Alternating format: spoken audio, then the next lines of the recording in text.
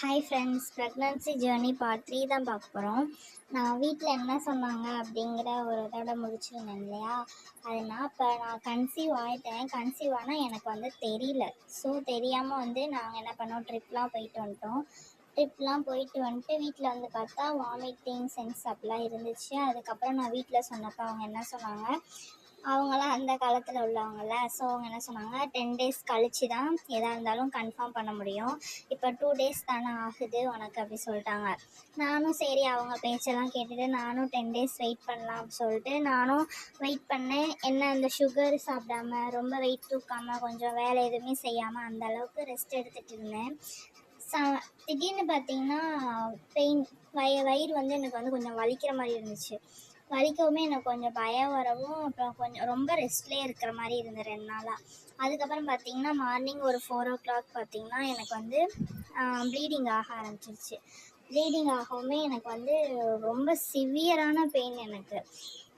அப்போது என்ன செய்யன்னு தெரியாமல் டேப்லெட்லாம் போடக்கூடாது, என்ன எதுன்னு தெரியலையே அப்படின்ட்டு நான் யூடியூப்பில் நிறையா சர்ச் பண்ணி பார்த்தேன். சம்டைம்ஸ் வந்து அந்த கரு வந்து பதிகிறதா இருந்தால் அப்படி வந்து ப்ளீடிங் லைட்டாக ஆகும் அப்படி சொல்லியிருந்தாங்களா.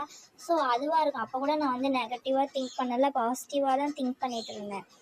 அப்புறமும் கூட கொஞ்சம் வந்து ப்ளீடிங் ஆக ஆரம்பிக்கவும் நான் ஹாஸ்பிட்டலுக்கு போயிட்டேன். ஹாஸ்பிட்டலில் போய் யூரின் டெஸ்ட் பார்த்தா பாசிட்டிவ் வந்துருச்சு. உடனே சரி அப்படின்னு சொல்லிட்டு அப்போ எனக்கு வந்து ஒரு சந்தோஷம்.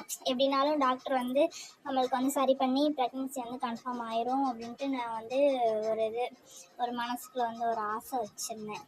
ஆனால் கடைசியில் வந்து அப்புறம் ஸ்கேன் பார்த்தீங்கன்னா அந்த வந்து பேபி இருக்கிறது தெரியல. உங்களுக்கு வந்து கர்ப்பப்பைக்குள்ளே இருக்கா இல்லை வந்து ஃபெலோப்பியன் டியூப்பில் இருக்கான்னு தெரியல. அதனால நீங்கள் வந்து வெளியில் வந்து ஸ்கேன் எடுத்துகிட்டு வாங்கன்னு சொல்லிட்டு எழுதி கொடுத்துட்டாங்க. சரின்ட்டு அன்னைக்கே நாங்கள் என்ன பண்ணோம், ஒரு ஸ்கேன் சென்டருக்கு போய் ஸ்கேன்லாம் பார்த்ததுக்கு அவங்க சொல்லிட்டாங்க மிஸ்டு அபார்ஷன் அப்படின்னு சொல்லிட்டாங்க. அப்புறம் ரொம்ப கஷ்டமாக இருந்துச்சு. அப்புறம் என்ன செய்கிறதுன்னு தெரியாமல் சரி அப்படின்ட்டு நாங்களும் வீட்டுக்கு வந்துட்டோம். அப்புறம் டாக்டர்கிட்ட போய் கேட்கவும் அவங்களே வெளியாயிரும் அப்படி சொல்லிட்டாங்க. சரின்ட்டு வந்தாச்சு. அதனால தான் சொல்கிறேன், தயவுசெய்து நீங்கள் ப்ரெக்னன்சி வந்து 2 டேஸ்லேயே உங்களுக்கு வந்து தெரிஞ்சிடும். லைட் கோடுனாலுமே தெரிஞ்சிடும். அதனால் நீங்கள் என்ன பண்ணுங்கள் அப்படின்னா, உங்கள் பக்கத்தில் உள்ள ஹாஸ்பிட்டலில் போய் 2வது நாள் நீங்கள் செக் பண்ணுற அன்னைக்கே நீங்கள் போயிடுங்க.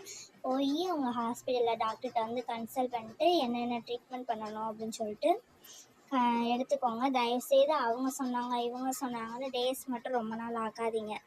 நான் பண்ண தப்பை நீங்கள் தயவுசெய்து பண்ணிடாதீங்க.